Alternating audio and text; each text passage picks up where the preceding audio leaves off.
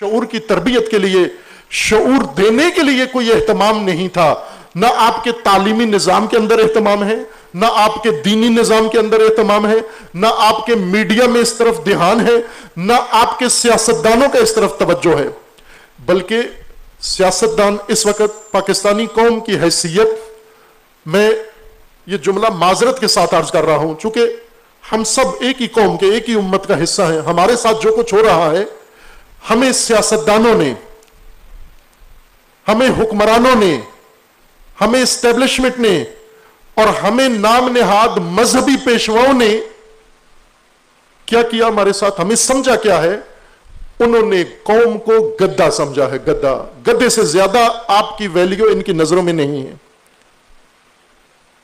یہ مکمل یقین رکھتے ہیں کہ یہ قوم کی حیثیت یہی ہے، گدھے کی حد تک ہے. کیا کرو گدھے پہ؟ کیا کام کرو؟ سواری لو، خود بھی سوار ہو، اپنا بوجھ بھی اس کے اوپر ڈال دو. اب آپ ذرا غور کریں کہ یہ شعور اسی چیز کا نام ہے کہ جو کچھ ہو رہا ہے اس کو انسان سمجھ لے، پرکھ لے کہ کیا کر رہا ہے، کون کیا کر رہا ہے، ہمارے ساتھ کیا ہو رہا ہے. فرض کریں آپ کو کسی نے بلا لیا مجلس پہ، کھانا نہیں ہے. میں شعور کے لیے آپ کو کچھ تھوڑے سے نکات بتاتا ہوں، آپ کو کی پوائنٹ بتاتا ہوں کہ شعور کی پریکٹس کریں روزمرہ عام اپنے معمولات کے کاموں میں.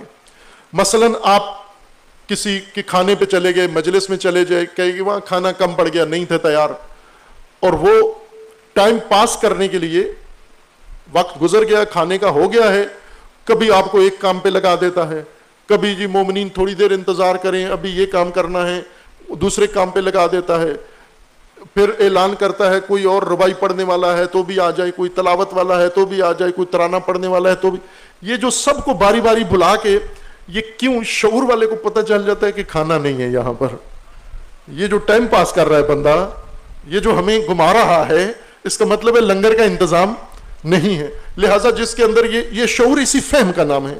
اگر آ گیا ہے شعور تو چپکے سے اٹھ کے جا کے اپنے گھر میں کھانا کھا لو، یا باہر کسی جگہ انتظام ہے کھا لو، ورنہ یہاں بھی نہیں ملے گا، باہر بھی آپ کو نہیں ملے گا. آپ نے کسی سے قرض لیا، میں چھوٹی چھوٹی روزمرہ کی مثالوں سے، تاکہ ان پڑھوں کو بھی سمجھ میں آئے، پڑھے لکھے کو بھی سمجھ میں آئے، بچوں کو بھی، عورتوں کو بھی، بوڑھوں کو بھی سمجھ میں آئے، جوانوں کو بھی سمجھ میں آئے.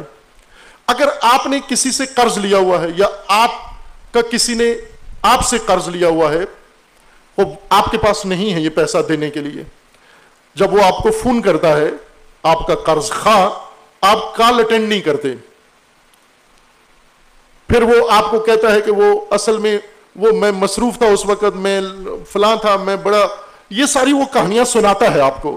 لیکن اگر اس نے آپ کا قرض دینا ہے اور آپ کا فون نہیں اٹینڈ کر رہا، تو شعور یہ کہتا ہے کہ اس کے پاس یا پیسے نہیں ہیں، یا اگر پیسے ہیں تو مجھے دینا نہیں چاہتا. بار بار کال نہ کرو. پہلی کال اگر اس نے نہیں کی اٹینڈ، بس شعور والا سمجھ جاتا ہے کہ ماجرا کیا ہے. وہ بھی اسی چیز کا نام شعور ہے. لیکن بے شعور آدمی وہ 10 کالیں کرے گا، ایک وہ اٹینڈ کرے گا، جی بھائی میں آدھے گھنٹے بعد آپ کو کال کرتا ہوں، آپ انتظار کریں. بے شعور آدھے گھنٹے بیٹھا ہوا ہے کہ ابھی دوسرے کو بھی وعدہ دے رہا ہے کہ ابھی 10 منٹ بعد، مجھے آدھے گھنٹے بعد کال آنی ہے، پیسے ملنے ہیں، میں نے آپ کو دے دینے ہیں. نہیں آنے ہیں پیسے. اگر اس نے پیسے دینے ہوتے تو اتنا آپ کو تاخیر نہ کرتا کہ آپ کو کال کرنی پڑتی، وہ وقت پر آ کر آپ کو آپ کا قرض ادا کر جاتا. وہ بھی یہ روزمرہ کے کام ہیں جو انسان کو سمجھ جانے چاہیے. انہی سے انسان کو عقل آتی ہے، شعور آتا ہے کہ جو کچھ ہو رہا ہے اندر کہانی کچھ اور ہے، باہر ہمیں کچھ اور صورت بتائی جا رہی ہے.